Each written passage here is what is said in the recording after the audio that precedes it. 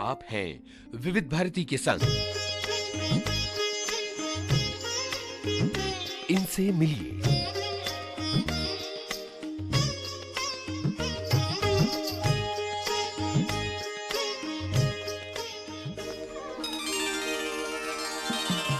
इनसे मिलिए इस कार्यक्रम में पिछले हफ्ते हमने आपकी मुलाकात करवाई थी लेखिका और अनुवादक मीता दास से।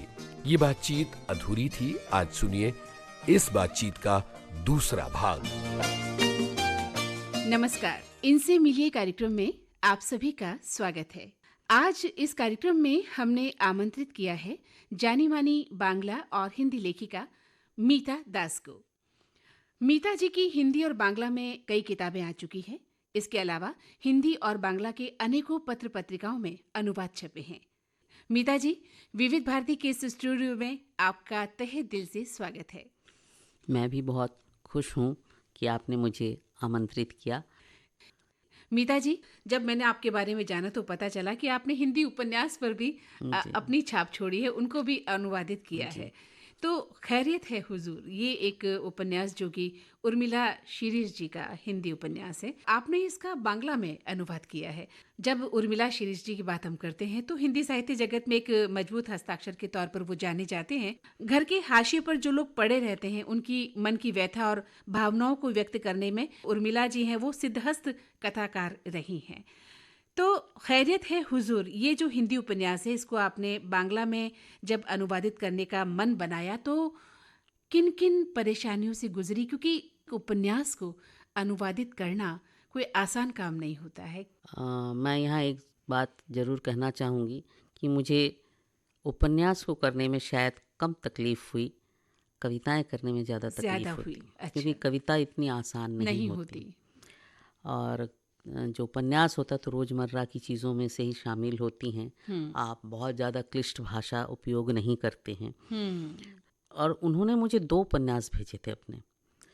अच्छा। चांद गवाह पढ़ने के लिए और ये खैरियत है हुजूर। तो उनकी इच्छा थी चांद गवाह मैं करूं।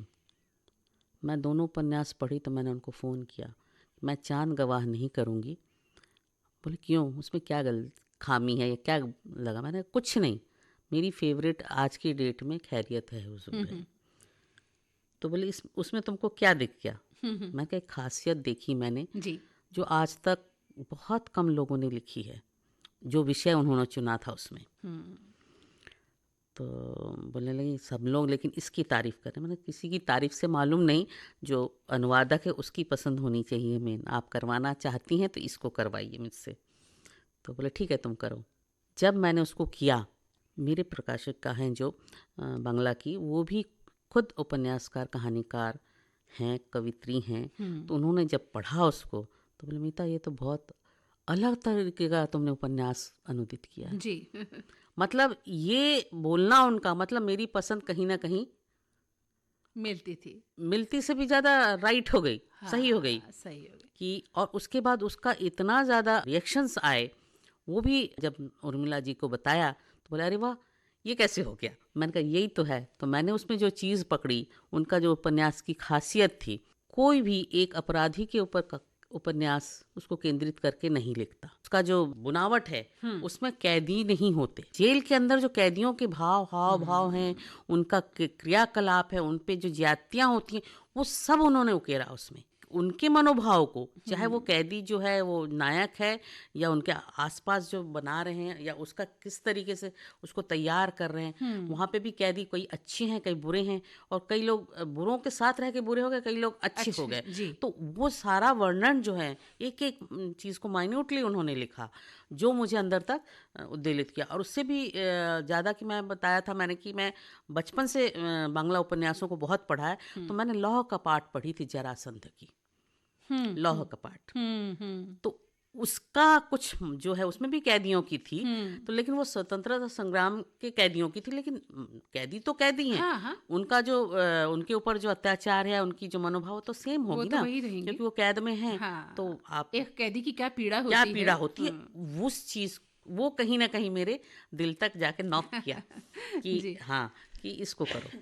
तो और अब इसको करे 1 साल हो गया, और अभी कुछ दिनों पहले फ़ोन आया था, मीता चाँद गवाह कब कर रही हो। तो ये मेरी, आप जो कह लें। तो इस तरह से जी, आपने एक उपन्यास को जी, जो है जी। अनुवादित किया और कुछ। एक उपन्यास और किया है मैंने, वो अभी प्रकाशित हुई नहीं है। हाँ। मैंने एनबीटी भेजा है। एक नारीवादी की कहानी, ये एक बांग्ला से हिंदी किया है। बांग्ला से हिंदी में जी, किया, किन का है ये उपन्यास? ये उपन्यास है बांग्ला के अनूप महारत्न करके। अच्छा और जी। एक एनबीटी के लिए काम किया है मैंने, राजा राम मोहन राय की जीवनी, वो पूरी की पूरी मैंने अनुदित करके भेज दी है। वो प्रिंट आउट होने में कुछ दिनों में आ जाएगी। ये मतलब बड़ा जो उपन्यास टाइप का जो काम है ये है।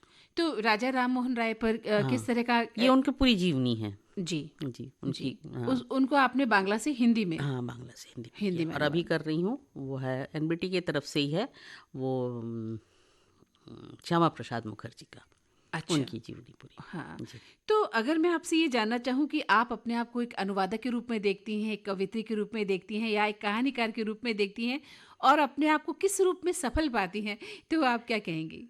मैं शायद अनुवादक के रूप में अपने आप को सफल पाती हूँ, क्योंकि अनुवादक बहुत कम होते हैं। उसमें एक नाम मेरा जब हुआ है, और कविता कहानी तो बहुत लोग लिख रहे हैं, और ज़रूरी नहीं कि मैं अपनी कविताएं लिख के ऐसा बड़ा नाम प्रेमचंद या नवारुण तो हो नहीं चाहूँगी। एक बात की बात, जी। क्योंकि मैंने बहुत लेट स्टार्ट किया है, और अपने आप को तौलना सबसे पहले आना चाहिए। जी बिल्कुल। तो मैं अपने आप को उस तरीके से तौलती हूँ, तो मैं बेस्ट अनुवादक मुझे लगता है अपने इसमें, चाहे कहानी लिखूँ या कविता लिखूँ, सब मुझे लगता है अनुवादक मैं बहुत अच्छी हूँ। सबसे अच्छी नहीं, अपने आप में, इन तीनों मैं में समझ गई। मैं अच्छी जी हूँ। जी। तो और उसमें मैं बहुत कंफर्टेबल भी महसूस करती हूँ, और विश्वास नहीं करेंगे, महीने भर में कम से कम मेरे पास 2 किलो के ऊपर किताबें आती हैं। 2 किलो मैं कह रही हूँ कि अनुवाद करिए। तो ये प्रेम है, जो मेरे अनुवाद पढ़ते हैं, ये उनका प्रेम है। बहुत बड़ी बात है, और जिस विश्वास के साथ आप काम करती हैं उनका, तो वो सबसे बड़ी बात होती है। तो अनुवाद, एक अनुवादक के रूप में किन किन परेशानियों का आप सामना करती हैं, इस पर मैं आपसे चर्चा करूंगी, लेकिन पहले मैं ये जानना चाहती हूँ कि चुनिंदा हिंदी कहानियों का संकलन भी आपने बांग्ला में किया है। किस तरह की कहानियाँ हैं ये, किन किन लेखकों की कहानियाँ हैं, क्या कारण रहे होंगे इन कहानियों को चुनने के लिए? मैं, एक पत्रिका है बांग्ला की, काली माटी करके, तो उसमें रेगुलर हर महीने मुझे अनुवाद देना होता है। अच्छा। तो उसमें कभी कविताएं करती हूँ, कभी कहानियाँ करती हूँ। तो उनमें से भी जो कहानी मुझे पसंद आती है, मुझे किसी ने भेज दिया, आप करो, मैं नहीं करती। मैं फेसबुक से, पत्रिकाओं से ढूंढ के करती हूँ। उसके बाद उनको फ़ोन करती हूँ, मैंने अनुदित किया, अब इसमें मैं छपवाने डाल रही हूँ, मतलब इस पत्रिका में डाल रही हूँ, अपना एड्रेस और फ़ोटो वोटो भेज दीजिए। तो कई लोगों ने बुरा भी माना, हमसे पूछे बगैर कैसे करें। मैंने, एक तो किसी ने अनुवाद किया, पैसे मांगे क्या आपसे? हाँ, लोगों को खुश होना चाहिए। ठीक है, नहीं छापेंगे हम, आपका नहीं देते हैं, लेकिन मुझे जो पसंद आएगी वही मैं करूँगा। और कई बार मैंने मांगे लोगों से, क्योंकि बंगला का टेस्ट अलग है। आप कुछ भी भेज देंगे, कुछ, तो बंगला का पाठक अलग है, हिंदी का पाठक अलग है। वो किस तरह की, उस चीज़ को मैंने पहचाना। असल में ये करते करते, अनुवाद करते करते, 2-3 पत्रिकाएं हैं जिसमें ये काम करती हूँ, तो ये मैंने पहचाना कि किस तरीके के पाठक किधर हैं। बांग्लादेश की पत्रिकाओं में भी करती हूँ, है ना, उसमें भी रेगुलर करती हूँ। तो उसमें भी किस तरह के पाठक हैं। मैंने पूरे कश्मीर विशेषांक के लिए बांग्लादेश की पत्रिका के लिए काम किया है।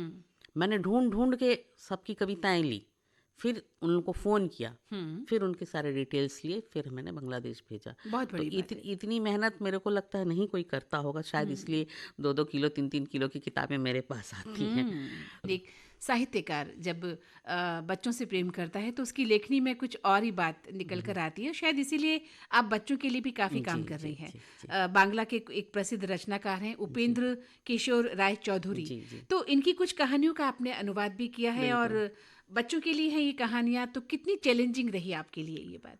चैलेंजिंग इसलिए नहीं रही क्योंकि बचपन से ये सब सुनते भी आए हैं ना, माँ पिताजी के मुंह से, ना दादा ना दादी के मुंह से, कि ये जो हैं इतने चर्चित हैं, जैसे पंचतंत्र है हमारा, है ना, हर कोई दादी नानी के पास बैठ जाओ सुनाते हैं। तो ये उपेंद्र किशोर राय चौधरी की जो कविताएं और कहानियां हैं, ये हर किसी के मुंह में है। तो ये सब सुनी सुनाई थी, कोई नया नहीं था। किशोर साहित्य और बाल साहित्य है तो बहुत आसान भाषा में है, तो उसको करने में मज़ा आया, क्योंकि तब मेरे पोते थोड़े थोड़े बड़े हो रहे थे, तो उनको भी सुनाती थी। तो लगा कि मैं एक तरीके से उन्हीं के लिए वो काम कर रही हूँ। ये जो कहानियाँ हैं, अगर मैं उसको बांग्ला में सुनाऊंगी तो शायद नहीं समझ पाए, तो हिंदी में सुनाती हूँ तो समझेंगे। तो इस तरीके से मैंने उनके सारे कहानियाँ हैं उनको मैंने किया, और आगे भी काम कर रही हूँ उस पर जी। क्योंकि बहुत छोटा नहीं है, उनका संसार बहुत बड़ा है। और उपेंद्र किशोर राय चौधरी जो हैं वो हमारे सत्यजीत रे हैं जी। उनके दादाजी हैं। जी। जी, तो जाहिर है कि किस तरह की पूरी उनका पूरा परिवार ही है, कहानियाँ वो लिखा चाहे करते उनके होंगे। बुआ हैं, मतलब हर कोई, किसी ने बच्चों के लिए लिखी, हर किसी ने। सुकुमार राय चौधरी तो बच्चों की कहानियाँ और कविताओं के लिए ही फेमस है, जो उनके पिताजी रहे। सत्यजीत राय ने भी बहुत किशोरों के लिए कहानियाँ लिखी हैं। आपने भी कहा कि बंगाली पाठक और हिंदी पाठकों में एक अंतर है। उस अंतर को मैं आपसे जानना चाहूंगी कि आपकी दृष्टि में वो अंतर क्या है? बंगाली पाठक आज से नहीं, बहुत पहले से बंगाल में पढ़ने की परंपरा जो है बहुत ज़्यादा है। शुरू से हर किसी के घर में एक लाइब्रेरी होती है, साधारण से साधारण आदमी के घर में लाइब्रेरी होती है। जो हमारे यहाँ बड़े बड़े जो पैसे वाले लोग हैं उनके घर में भी कहीं पे भी छोटी सी लाइब्रेरी नहीं मिलेगी, भी तो रामायण, महाभारत, गीता और बहुत हुआ तो ओशो का साहित्य मिल जाएगा। इसके सिवा मैं कभी किसी के घर में नहीं देखती, मतलब मेरे परिचित में जो हैं। पढ़ने की बात जहाँ मैं कहूँ कि मैं इतना जानती हूँ कि बांग्ला साहित्य में अगर कोई साहित्य कर रहा है तो उसके पड़ोसी भी उसको जानते हैं, उसका लेखन पढ़ते हैं। यहाँ तो हिंदी में ये हाल है कि आप अगर लिखती हैं तो आपके बच्चे भी नहीं पढ़ते, नहीं बता सकते कि मेरी मम्मी की कितनी किताबें निकली, या क्या लिखती हैं, क्या पढ़ती हैं, या मेरे पिताजी क्या लिखते हैं, कुछ नहीं। क्योंकि पाठक वैसा घर में ही हमने तैयार नहीं किया। हमने घर में ही, हिंदी में नहीं है, पढ़ने की परंपरा नहीं है। हिंदी की बेल्ट की बात करूं, लेकिन आप साउथ में चले जाइए, पढ़ने की परंपरा है जी। तो पढ़ने की परंपरा जहाँ होगी वहाँ साहित्य तो समृद्ध होगा ही। तो हमने तैयार नहीं किए, हिंदी के पाठक हमने तैयार नहीं किए। हम लोग बचपन से देखते थे कि जो पेपर आता था सबसे पहले वो साहित्यिक पन्ने पे हम दौड़ते थे। लेकिन हमारे साथ जो दूसरे बच्चे थे उन लोग को देखते और कार्टून को ना, डब्बू जी देखा, मैंड्रेक पढ़ा और ये पढ़ा, छोड़ दिए। लेकिन उसमें जो छोटी कहानी, कविता आती थी, कभी हम लोग नहीं देखा कि उसको उन्होंने पढ़ा है।